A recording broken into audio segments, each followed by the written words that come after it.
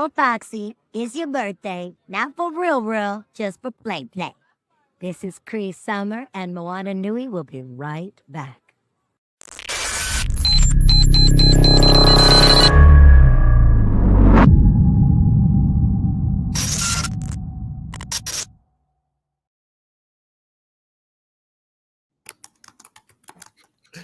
Good evening and welcome to the first of what we hope are many monthly discussions here at Moana Nui After Dark. This segment is called THIStory, Hidden History, for our first episode, fittingly enough, in January of the new year of 2025. Happy New Year to everyone out there watching or whenever you're watching this. Joy, how are you doing? I am doing well. Can't complain. Okay. How about you? The less said about my job, the better. They've been in the news for all the wrong reasons, but some of it are completely out of proportion, and some of the information put out there is grossly inaccurate, and some of it is a little bit on point. But like I said, the less said, the better. So I want to give the audience a little background on what we're going to be doing month to month. Yes. So welcome to THIStory, Hidden History. And this is another spinoff that we're doing on the Moana Nui channel, because I keep saying stuff and James will say stuff. And sometimes we'll be talking about sports. If you watch any of the other Moana Nui podcasts, you'll know that we talk about sports. We talk about movies and television, and there are some other additional podcasts that they have. But whenever I'm on, I'll pull out the auntie card, like, back in 1977, they did blah, blah, blah, blah. And I think our producers got sick of it enough that they was like, you know what? You just have a show where you do the history thing, since you keep doing it. Now, that doesn't mean I'm going to stop doing it on other shows, but it does mean that we now have a designated and dedicated spot where we can talk about hidden history, meaning it's not going to be Martin Luther King and Rosa Parks. You know that, or whether you think you know that, you might not actually. We're going to dig into a lot of things that are not so common, or things that are common that are misunderstood. And over the last couple of weeks, it has become very evident that this is an idea whose time has come, because they're trying to erase everything and turn heterosexual Christian white men into the heroes of every story, which is why we're doing this story, right? We're not going to let you just be out here rewriting history or erasing the parts that you don't like, because it all happened. And ironically, it all happened to us. A lot of people of color have a lot of stories about this country we call the United States, and the very many names of the different nations that it had before it became the United States. And we want to have a chance to remind you, we still here, we see you and your BS.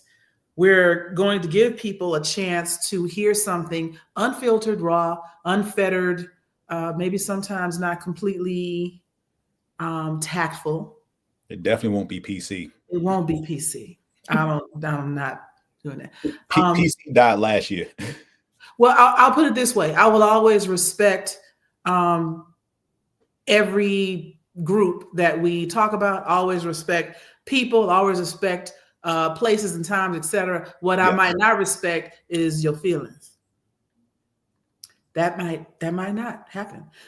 So anyway, you're going to eat this cod liver oil and like it. Right. So James, the cookie is a lie. No sugar with this cod liver oil. You're going to get it raw, unfiltered. Take your medicine. Right. I'm going to change my name to Auntie, because I'm in Auntie mode now. So listen here, children. Right. You know what I'm saying, right? When you see me do this, it's about to go down. So James and I were talking about how we wanted to begin this first episode. And I said we could start with some of the betrayals. And immediately we went to Lake Lanier. Now, we both live here in Atlanta, Georgia, and a lot of Georgians know about Lake Lanier. As a matter of fact, I have made this joke so many times that honestly now I'm trying to figure out how I can really do it, that when I die, I want to be cremated and I want somebody to take my ashes to Lake Lanier so I can join my ancestors and continue to haunt the shit out of everybody on that lake. You will never know a moment's peace as long as I am in that water, and you'll never get me out of the water because I'm gonna be dust. There will be no moving of bodies. Now, that being said, let me give you some history about Lake Lanier. Mm-hmm. Lake Lanier, once upon a time, was called Oscarville.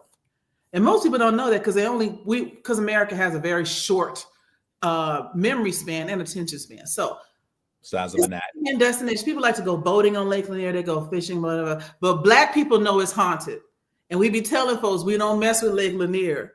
And here's why. So once upon a time, it was called Oscarville, and it was an all-Black town. There were like over 50 to 70 all-Black towns across like the Midwest to the East Coast, like east of the Mississippi. Like they were everywhere. Matter of fact, going as far as Oklahoma, if you think about it, because Tulsa and Greenwood was also one of these cities. Rosewood, Florida, Ocoee, Edenville, Edenville is still there in some form, but Oscarville, of course. Oscarville. Yes. Okay, so what you need to know, Oscarville was an all-Black town, and it was burnt to the ground in 1912. Now, people will tell you, oh, well, they filled in this abandonment. No, they didn't. It wasn't abandoned. Nothing in this country has ever been abandoned. Let's start with that. So it had 1,000 residents in it. 1,000 people in 1912 is a whole lot of people, right?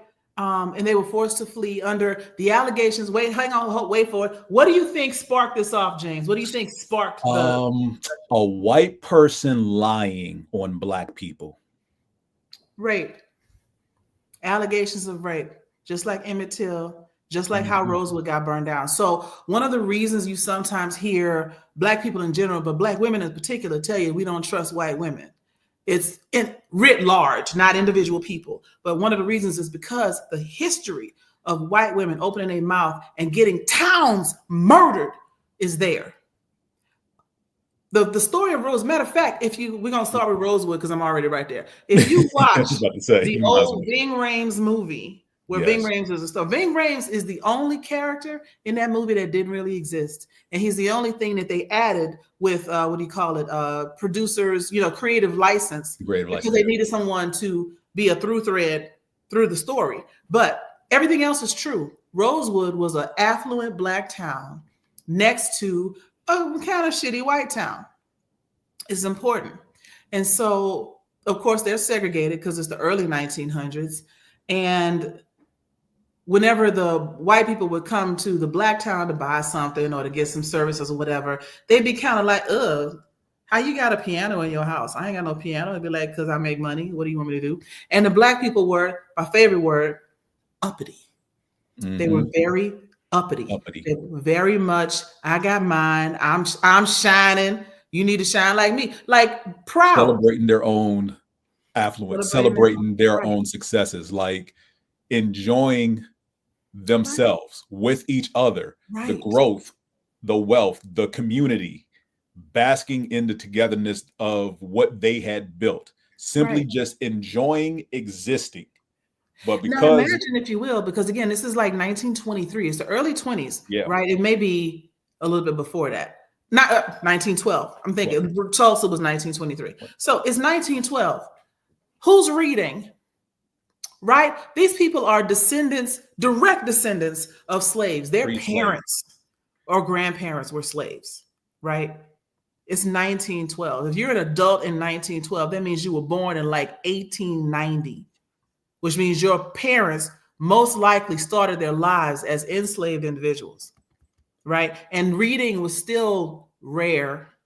One of the reasons, sidetrack, one of the reasons that Black churches read out the announcements and everything so often is because it's a tradition now, but for so many generations, most Black people couldn't read or didn't read well. And so the church would read everything that was going on in the city, which is why we have announcements, et cetera, et cetera. And it's a tradition that we keep going. Now, that being said, 1912, some white woman. Hold on, and because you mentioned 1912, remember roughly 50 years prior was Juneteenth.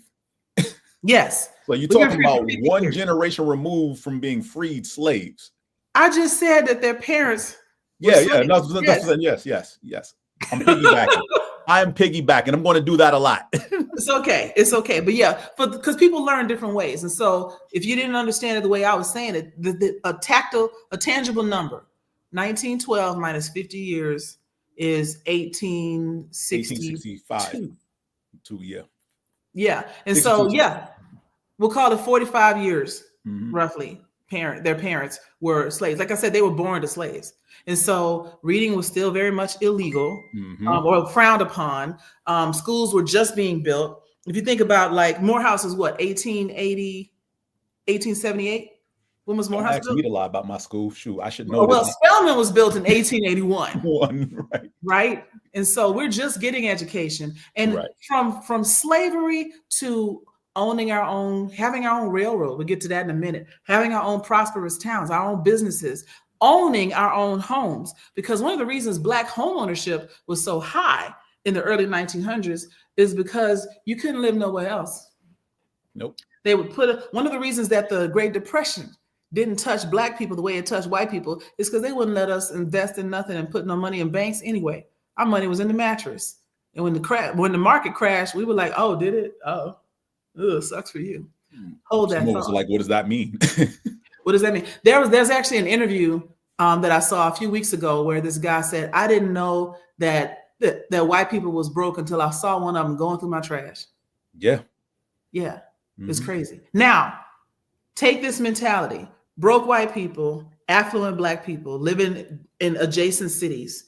And some white woman is having an affair. She's cheating on her man with a white man who happened to be a Mason. This is important. Cheated on her man with a Mason, a white one, who beat her this one time. I guess she got a little clingy and he was like, get off me. And he socked her in the jaw or whatever. Now she got bruises she can't explain. So when her husband gets home from the shipyard or whatever he was doing, when her husband comes home, she says a Black man beat and raped her. Now, everybody in the city knows she had a little something on the side, but she said a Black man beat and raped her, and it gave this white mob an excuse to go looking for the culprit in this Black town. And they wanted everyone to turn him over. Now, it just so happened that because he was a Mason, he did come through their town. So if you use like sniffling dogs or whatever, they sniffed from her house to that town. That's all the evidence they needed. And this is all in the movie. I went to visit Rosewood's Memorial Museum, and they said, if you watch that movie, you've seen what really happened. The only thing that's different is Ving Rhames right now. So if you haven't seen the movie Rosewood, everybody that hasn't seen it, except for Furious, if you watch it, you still can't watch it, Furious. You know why. He knows why. But if you haven't seen it, call me because I got a copy of it. You absolutely should. But to put a pin in, to put a bow on this, they chase everyone out of this Black city. They burn it to the ground. They loot all the Black homes because remember, why you got a piano and I don't got one? So they steal everything out of the houses, burn everything to the ground, run everybody out of town, shoot and kill several people that tried to resist, including women and children. All because this one white woman told a lie because she didn't want to get caught cheating on her husband. And the funny thing is, he still beat her because once they did all of this, he still knew she cheated on him. None of this had to happen, but it gave them an excuse to remove evidence of Black excellence. That's what it was really about. You're not going to do better than me. So I'm going to burn your shit to the ground. And then when those people who got burnt and run off, got burned out and run off, when they came back to try to rebuild, oh, there's white people on your land now because the neighboring government, eminent domain, took it all and parceled it off and sold it off to everybody in a matter of days. And then was like, if you come back in here trying to get this land, we will kill you. So we're going to burn you out on a lie and then keep you from coming back through aggressive, violent force. And the state of Florida finally admitted that all of this really happened and all of it was true. And their reparations, if you will, to the families that lived in Rosewood was, well, your kids can go to college for free.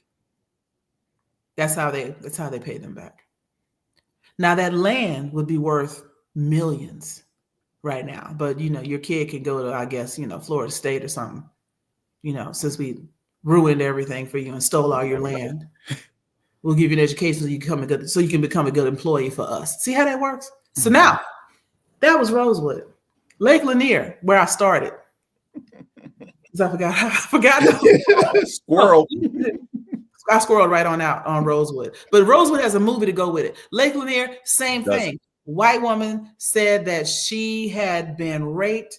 And so they arrest a guy named Rob Edwards in September of 1912. And it's him, Ernest Knox, and Oscar Daniel. And Ernest Knox and Oscar Daniel were teenagers, similar to George Stinney, but we'll get into him another day. And they're all accused of raping and murdering this young white woman named May Crow. And so she didn't accuse them, but everybody said they did it. White woman is dead. Who is going to get lynched for this? So Edwards was dragged out of jail. He was beaten with a crowbar and then lynched from a telephone pole. Daniel and Mr. Knox went to trial. They were found guilty on the same day that the other boys. They also were sentenced to death by hanging. They hung 3 young men. Mm-hmm. And then that wasn't enough. And so since the executions did not sate their hunger for blood, a mob of white men known as the Night Riders forced a bunch of black families out of their homes. They burned the land. They burned the churches. They burned the schools. They burned everything. And once the families led, they flooded the town and they called it Lake Lanier. And now people go out there and go fishing and hunting. And if you take a submersible camera to the area and go under the lake, you will still see houses under the lake, which is why the lake is haunted. Because when they flooded everything, they didn't move anything. So remember, this is a black town. Towns that are around for, say, 5-10 years minimum, they got people usually have a cemetery. They didn't move the cemetery. Right. It's poltergeist. You didn't move the bodies. Matter of fact, isn't that fucking wild if you think about it, that they made a movie called Poltergeist about not moving bodies off an Indian burial ground to make a subdivision? Yes. You know what? I'm siding with the poltergeist at this point. I'm going to be one. I aspire to be a poltergeist. After I die, that's why I'm taking my ashes. And y'all will never know. I'm just gonna have a bunch of my nieces and nephews go swimming in Lake Lanier with little pieces of me in their pocket, and just. So, when I first came down here in 1995 to attend Morehouse my freshman year, I knew nothing about Lake Lanier until the summer program I was in before my freshman year started.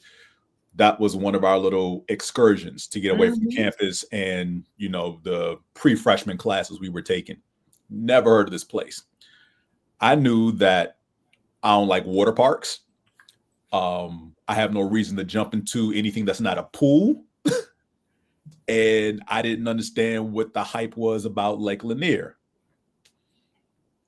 So we get out there and I'm looking around and the only black folk there us from the summer program. Yep. So automatically I'm like, well, this is weird. Where are the black adults?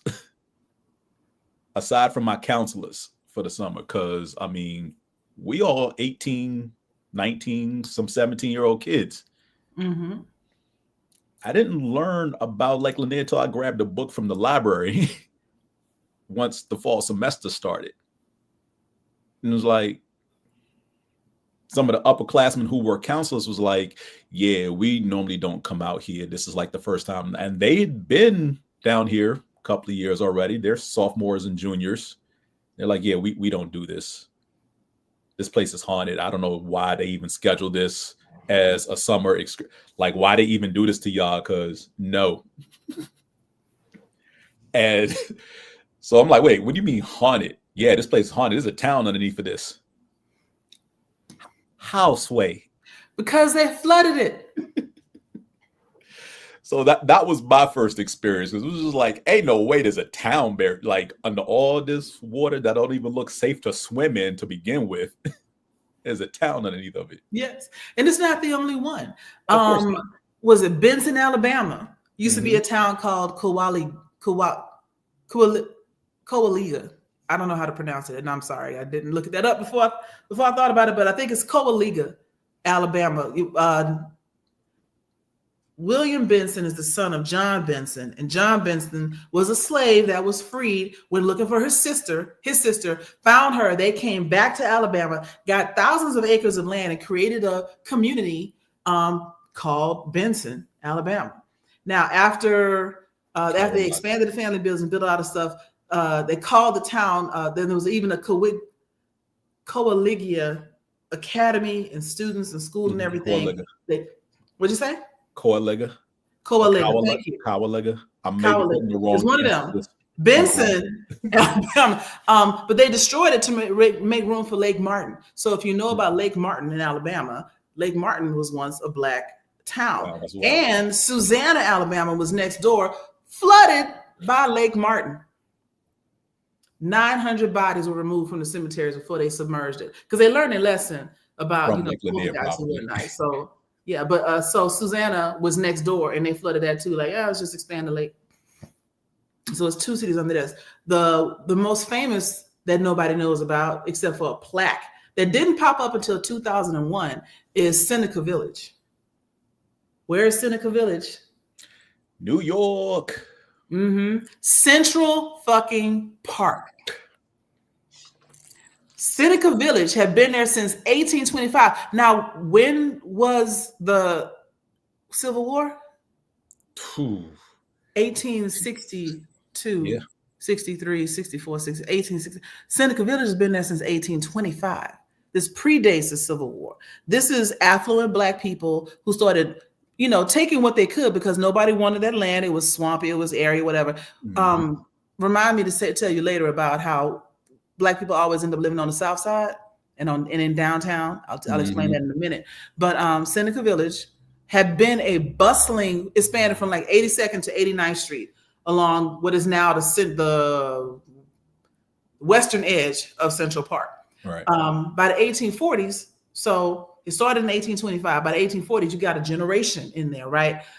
They only own property at a rate 5 times higher than a city average, which means they, again, are owning more property than white people who are looking at them real sideways, like, how is this Negroid doing better than me, right?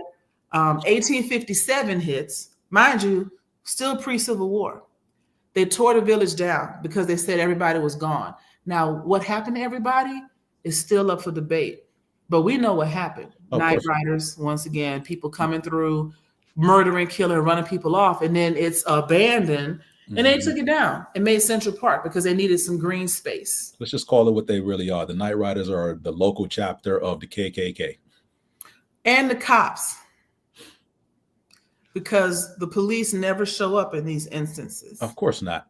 Because the police are also members. Yes. So when we talk about systemic racism and entities permeating through all forms of government, this is where it starts. This is where it starts.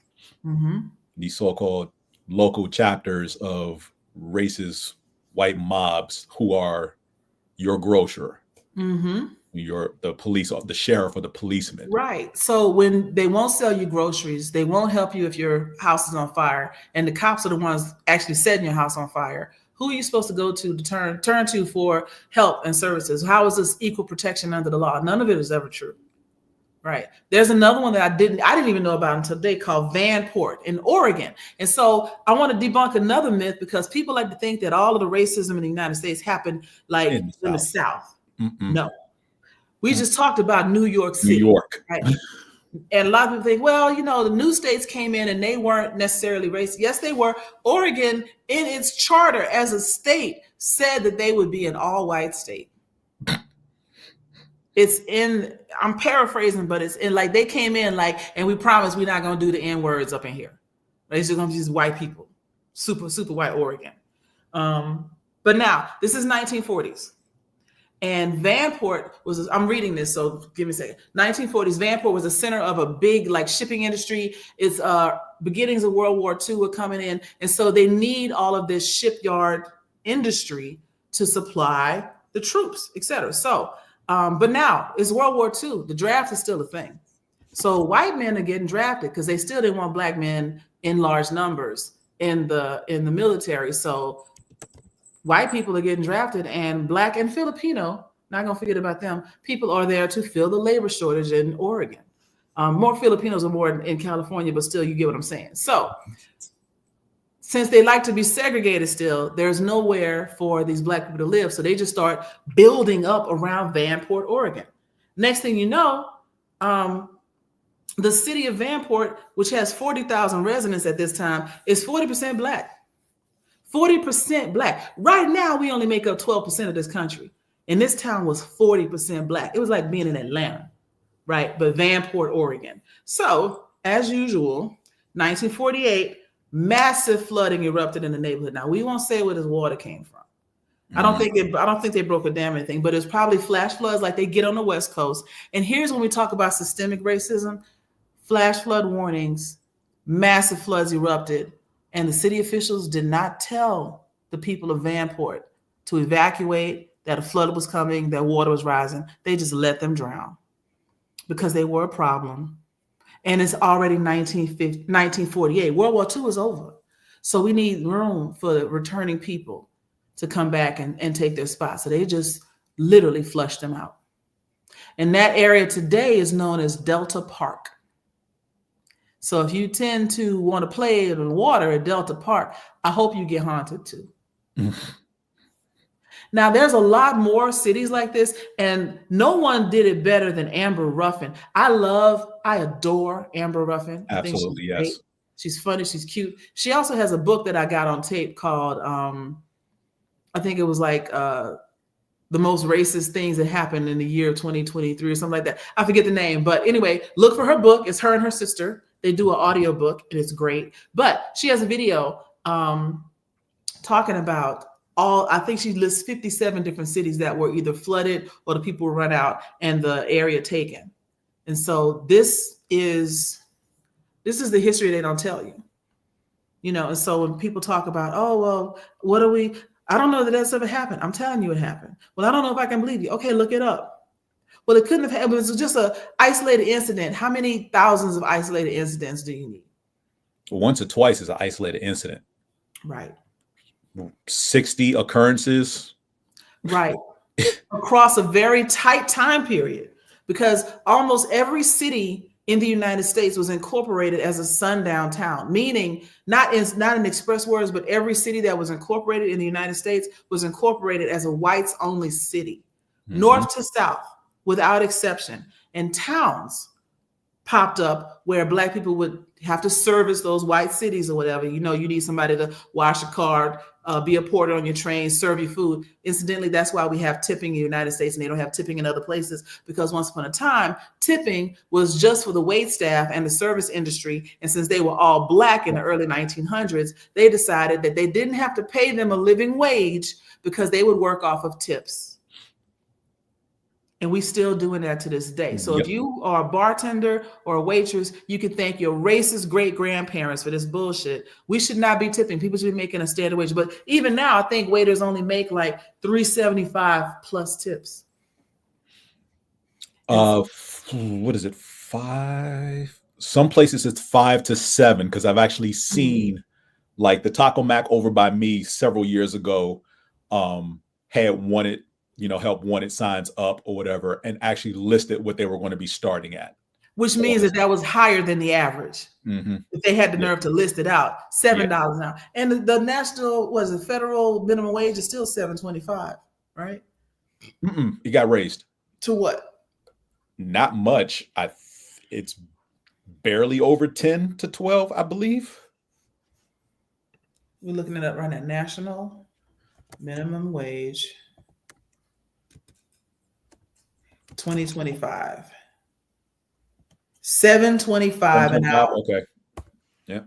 The minimum wage for federal contracts is covered by executive order, fortunately, is like $17.75. But that's about to go away too, because they're getting rid of all of D&I in the government, and fair wages is under the D&I umbrella. Veterans Affairs is also under the D&I umbrella. Before we get to that part, you mentioned California earlier. Bruce Beach.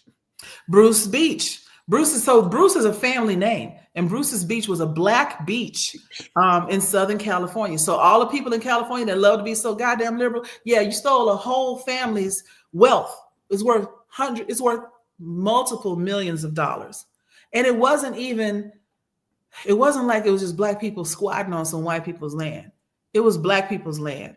And they had a little bed and breakfast out there. It was a stretch of the beach that nobody else wanted. Of course, we took it, we cleaned it up, we made it cool. And now, because we out there having fun, white folks was like, I don't like black people being that close to me. So they eminent domain occupied land. It wasn't like they were in the middle of chilling. And they're like, okay, this land belongs to the government now because eminent domain says we're going to take this. We need this to develop for expansion of commerce, et cetera, et cetera. That's how they get you.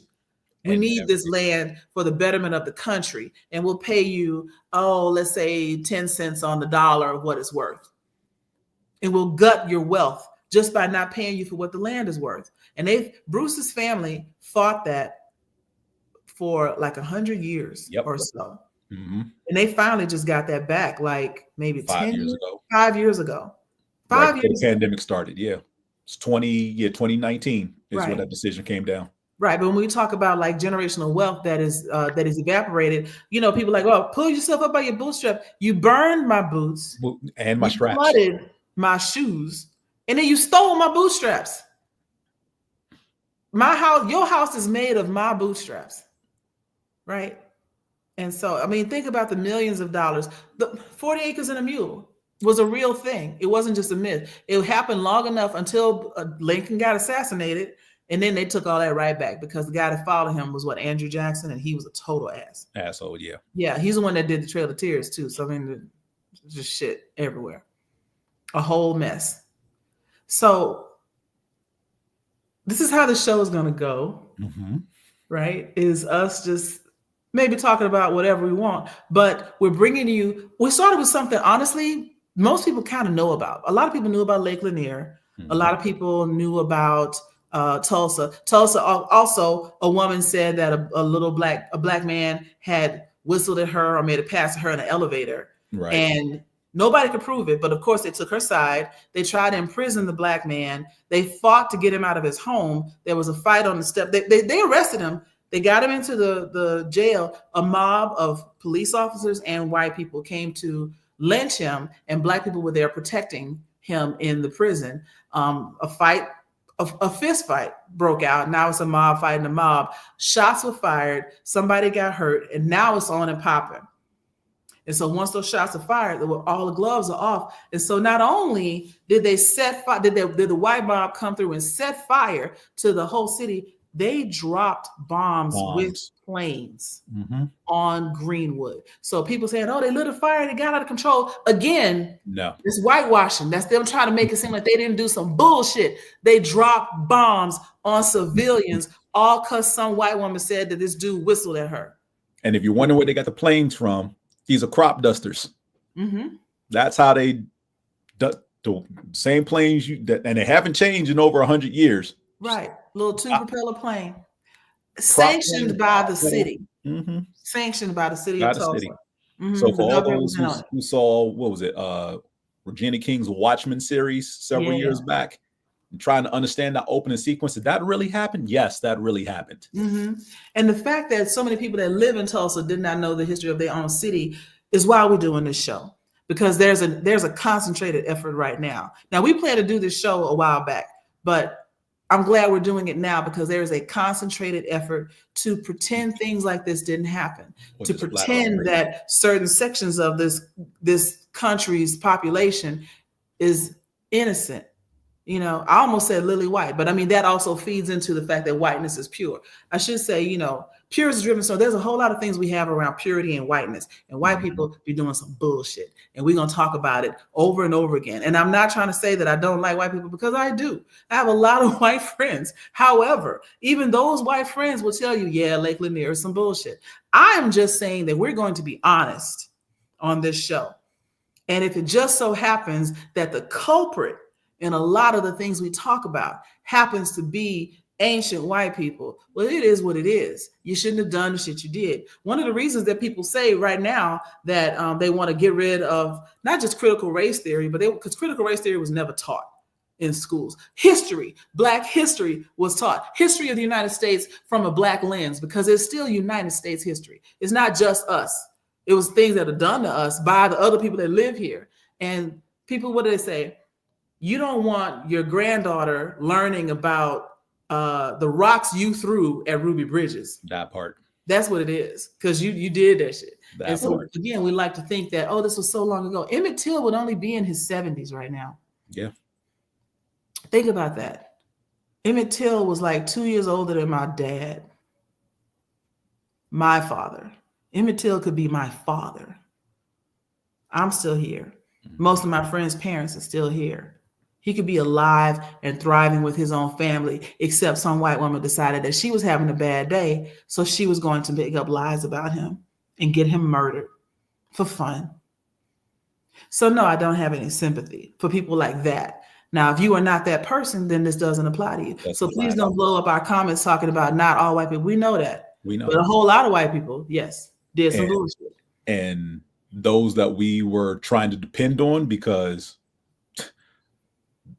the white folk who grew up with us in the 80s and the 90s through elementary, middle, and grade school, some of you, too many of you, have become adults and done exactly what your grandparents did. Right. But you were chilling with us, enjoying our music, our fashion. Oh, you was loving NWA and Luke Skywalker. Yeah. You was loving Will Smith and Naughty by Nature. Down with OPP. Yeah, all of that. And then you voted Republican because you felt like you had too much money to care about other people. And or you didn't like abortion or whatever your reason is growing. And this is why the rift grows, because you were supposed to stick by us. To quote a line from movie that's and I'm forgetting the title of the movie, but it was Jonathan Majors about the black pilot. Yes. You know which one I'm talking about, and I'm blanking on the title of the film right now. But he tells his white counterpart in that film, because they're both pilots, tells him, "I want you to get in the water and drown with, and don't just throw me a life preserver. I need you in the water with me." Devotion was the name of that movie. Thank you. And that's where a lot of the problems, because you will continue to let your kids immerse themselves in Black culture even today. You grew up with us enjoying Black culture. Now you want to distance yourself from it. I just saw a video of a whole bridal party that, just statistically speaking, a whole lot of them, 53% of them had to have voted for Trump. I just saw a whole bridal party doing, was it like Wipe Me Down or something? They had a whole line dance and they were so proud that they had rhythm and everything. And they were doing the little, all of this. I'm like, first of all, that's 10 years old, at least. Secondly, what do they say? You love our rhythm, but you don't want our blues. Okay, keep it up. We're gonna do this show until it gets pulled, by the fascist regime that's taking over the United States. We'll see how long it lasts. But so record, save these and share these with people. It may not be very well. We'll get better at encapsulating things. This is very much stream of consciousness tonight because it was our first show. We weren't sure how we were going to do it. But yeah, next time we meet, which will be a month from now, we will have little segments. We'll have maybe some titles up, tell you what we're about to talk about, so you can block it off and send segments to people so they can hear some of the things we're saying. Because I feel like it's easier to digest when we are rambling, so to speak, versus trying to read this in a book. But if you do like to read, there are plenty the first book I'm going to endorse is the easiest Black history book to get into, and it is called Black AF History by Michael Harriot. It is the easiest read. It's like if you wanted to read the 1619 Project, but it was too heavy, so you let your uncle read it, and he had a drink and told you about it. That would be Black AF History. It's brilliant. It's a brilliant book, and it's an easy way to get into a lot of the stuff that you need to get into to really understand the history of Black people in this country. Told as unapologetically in only the way that Michael Harriot can tell it. I adore him and his writing and that book. So that's my first endorsement. You want to know about Black people, read the Black AF History. And one more thing I want to add before we get out of here, Joy, you mentioned DEI and how basically it's being stripped away. I need you all to understand that DEI is not just about race equality. It is about equality, period. Period. So for those of you who are neurodivergent or have any other disability that is not visible, mental illness, health conditions. Health conditions, underlying health conditions. That if you're a veteran trying to get back into civilian life, DEI also covers that. DEI covers all of that. So to say single mothers. So to say things like, oh, woke propaganda, and actually believe what the other side is saying about what woke is, you're hurting yourself. Because at this point, at minimum, 50% of the country falls in one of those categories. And you know what? Stop letting people tell you that it's wrong to be awakened. You know what kills me? There's so many tropes. There's so many tropes about being awakened. We can start with Doom, since it's been out the last couple of years or whatever. What is one of the big lines? Is the sleeper has awakened. Yo, Muad'Dib is woke, right? He has been awakened to the scales removed from your eyes. You start to see the world in a different way. You start to realize things that you'd never paid attention before because you were sleepily going through life, not paying attention, not being aware. And so when the original Stay Woke was because Black people used to get lynched a lot. And so a couple musicians in one of their recordings said, be safe out there. Don't let them catch you sleeping. Stay woke. Meaning don't get caught slipping or sleeping on the streets between Mississippi and Alabama and Georgia and South Carolina and the rest of it, because they will murder you. So make sure they don't catch you sleeping. Stay woke. That's where it started. And then it became a mantra during the multiple murders by police officers, going from starting, honestly, we can take it all the way back to Tamir Rice and going into Mike Brown and into George Floyd, everything, be aware of what's going on around you. So when people tell you, why do you have to be woke? Why do I have to be aware of what's going on around me?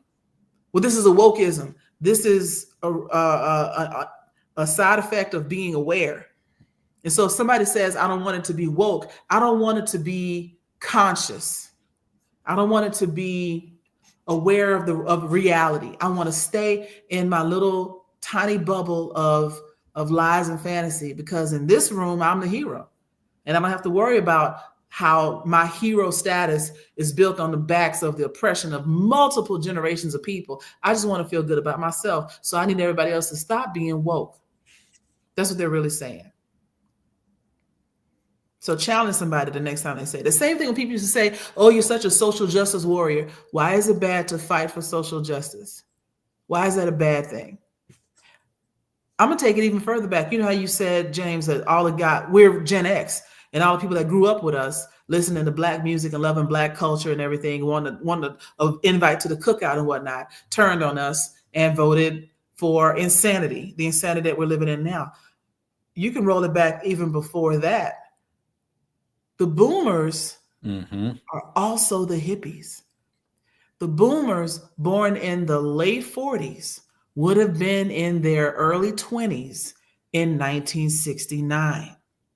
And they're the ones that did the whole Summer of Love, Woodstock, make love, not war, peace, protest in the Vietnam War, blah, blah. But that was the boomers that did that. And now look at you. Look at what you've become. Your younger self would hate what you've become. Absolutely. Man, sometimes they live long enough to become the villain. They live long to become. And that's what it really means when people say they are conservative. You're not really, conservative is not religious. Conservative is, I like things the way they are and I don't want it to change. Which is why the older you are, the more conservative you become, because most people don't like change. And you go from being the dominant force in the world to being, a has-been or never was, and you don't like it. And so you want to keep it. Unfortunately, the boomers are also a very large population. And Gen X has stayed silent. We never even got a chance to be not really. Look, I look at in politics like we did everything else. It's a shame. Look, everybody gets their 5 minutes of fame or notoriety, if you will. It all depends on how long your 5 minutes last. Your 5 minutes may be literally 5 minutes. Your 5 minutes could be 5 years. But at some point, your time in the sun will fade. Yep. And so we hope that you will come back here. It's not always going to be Black history either. Like we started here because we're both Black and it's on our minds. We had some stuff we wanted to vent about. And we started with Lake Lanier. This was an easy episode. The things that we talked about, if you want to look up Benson, Alabama, or Lake Lanier, or Seneca Village in New York, just Google those phrases and you'll find the history of it. It's there to be had. It is. If you want to see it. And it's not even Wikipedia. These are actual like research papers and everything that is out there. But we want to get into the history of Asian Americans or Asian people in America, the Aboriginal Native folks to this country, to this land. We want to get into the history of Hawaii in particular, considering this is the Moana Nui podcast, and all the Polynesian islands, as a matter of fact, not just Hawaii. We want to get into the history of certain parts of Africa that have ties to the United States and how the diaspora really was formed. We want to get into that. We might even get into European history, although that's going to be a whole lot of plague and we don't want to take a bath because that happened a lot. There's people out there right now defending not washing properly. You don't really have to. I know you don't really have to, but you should. You should wash your legs, people. I don't even know why that's a thing right now. For all the people who love, here's something for you. For all the people who love the nice little headdresses of yesteryear in European culture, that was done to keep the hair up so that lice wouldn't fall in people's food. Think about that. The little white bonnets that they used to wear, all of that. So every time you see some type of period piece and all the women have their hair up and in some type of headdress, it's so the lice won't fall in the food. That's not a fashion thing. For the show that you're watching, it's a fashion thing. For the time period, it was not a fashion thing at all. They used to think that it was a sign of wealth if your teeth were rotten, because that meant you could afford sugar. Since we're talking about, so might as well get into this European history, the whole wedding thing. So like the throwing of the bouquet. First of all, the reason they call it your best man is because you needed your best man, your best guard by your side. So if you pull that veil up on that woman that you just got an arranged marriage to and she wasn't what you wanted, you're going to take off running. And you needed your best man to have your back as y'all try to get away in the carriage or whatever. Now, the throwing of the bouquet, it wasn't some kind of good luck charm. First of all, the reason she had a bouquet in the first place is because she stank. And so she's trying to use the flowers to hide the fact she had a bath since last winter or last spring or whatever. And the minister only comes around once in a while because there's only like one roving minister riding in a horse-drawn carriage. It might take him 3 days to go 15 miles. And so when the minister was in town, everybody was getting married. So you had your little bouquet of flowers and you threw it to the next girl because she's about to get married right now. It wasn't about, oh, this is a good luck for her to find her husband. No. Her husband's the guy she's marrying is coming up next. Throw it to her, get out the way because we running through these marriages real quick. Right? That's nasty though. Take a bath. Yeah. What was it? Oh gosh, I can't remember if it was a socialite or some member of the monarchy at the time, but boasted about only having bathed twice in her lifetime. When she was born and when she got married. That's it. That's nasty. And considering, for those who watch Bridgerton, yes, they tried to marry the women off young as hell, which by today's standards seems gross, but you're talking about 13, 14, 15. If you were 18 and you still weren't married, what's wrong with you? Right. 25 is spinster age, and it used to be believed that you were beyond childbearing years at 25. At 25, right. So you're talking about birth to roughly 16, 17 years old, and you've only bathed twice in your life. And if you live beyond that, to be boasting about it. Wet at least a few times. Didn't you ever speaking of accidentally getting wet, that's the reason we call swimsuits a bathing suit, is because they created public baths Yes. in the United States to encourage white people to take a goddamn shower. And so But when they they would came all over here, get they in brought the there. same customs and didn't bathe. Yeah, so they would all get in there in their bathing suits and play around in the water so they'd at least be a little cleaner. But then they want to tell us that we were making the pool dirty and throw acid on us for trying to Drain the learn how to pool, swim. cover it with, fill it with cement. Fill it with cement. Yeah. Yeah. The reason that several generations of black people didn't know how to swim is because they kept filling the pools with cement because they didn't want us in them. And then had the nerve to make fun of us, say, oh, black people don't know how to swim. Yeah, we do. Or we would if you would quit filling in the pools just to spite us. So once again, it's not white people today, but it's damn sure your grandparents. Your grandparents was on some bullshit. Very much so. Yeah, and never for a moment in my presence should you ever imply that they didn't know what they were doing, because they absolutely did. The reason they're trying to hide it so hard now is because they knew what they were doing. Even going all the way back to slavery. Oh, that was just how it was. No, it wasn't. They invented that. It wasn't like they inherited the slave trade. They invented it. And if you go to the National Museum of African American History and Culture in DC, they got diaries in there that talk about how they knew they was doing some bullshit, but the money was too good and they kept doing it. So don't ever open your mouth and tell me they didn't know better, because they did. Absolutely. I will never, hear me say never, allow anyone to tell me that someone didn't know the atrocities they were committing were bad. When you have foreign dictatorships and regimes, especially one infamously in Europe that I will not mention by name, say that slavery in America was a step too far from what they were doing over there. Yeah. Yeah.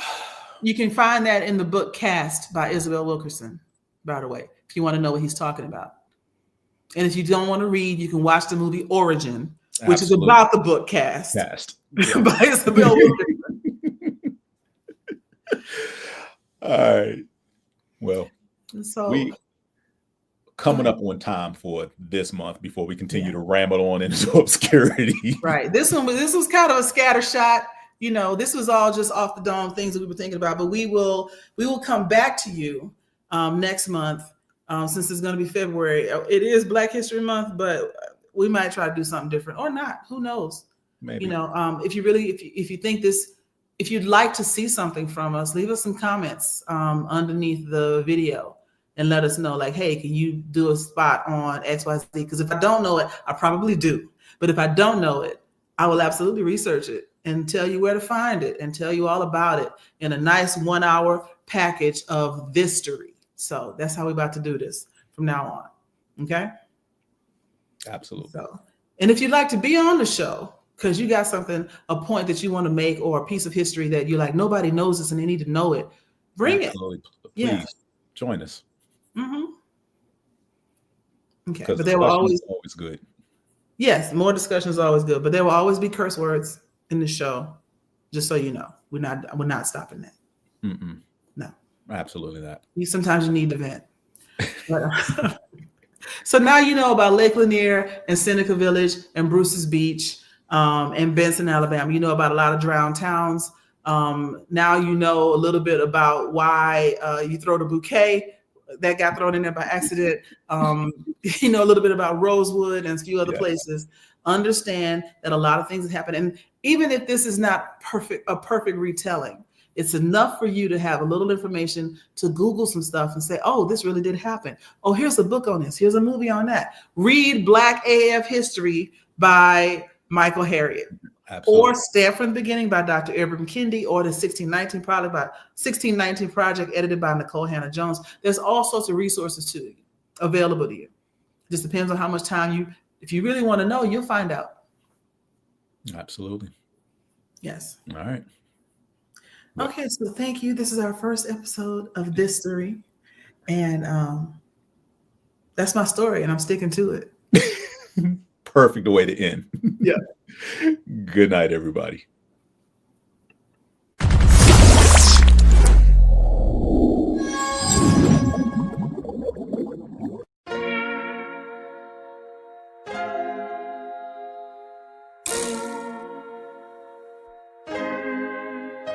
So many stories left to tell, even if we have to ourselves. Can't keep history on the shelf. If they won't tell it, we will. If this the land of the free, was a freedom then, when they annexed Hawaii and called it Cedar Lands, without any type of payment and no signing off. Called themselves a republic in 1894. 1.2 million acres overtaken from the native Hawaiians. When they resisted, the West retaliated in violence and erasure. The Hawaiian language is banned as part of colonialism's plan to expand, yeah.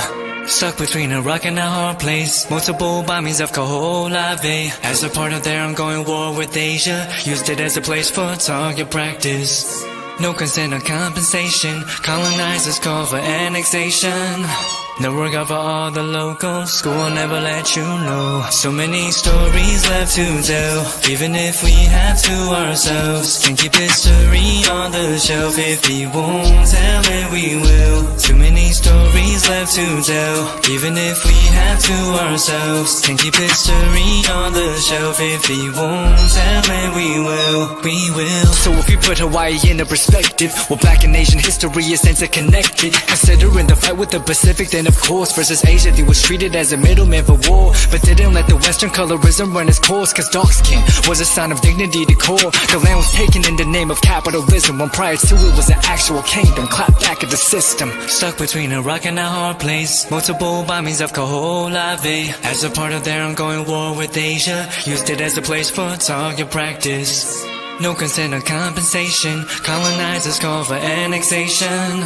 The work of all the locals. School will never let you know. So many stories left to tell, even if we have to ourselves. Can't keep history on the shelf. If we won't tell it, we will. Too many stories left to tell, even if we have to ourselves. Can't keep history on the shelf. If we won't tell it, we will. So many stories left to tell, even if we have to ourselves. Can't keep history on the shelf. If we won't tell it, we will. Too many stories left to tell, even if we have to ourselves. Can't keep history on the shelf. If we won't tell it, we will. We will.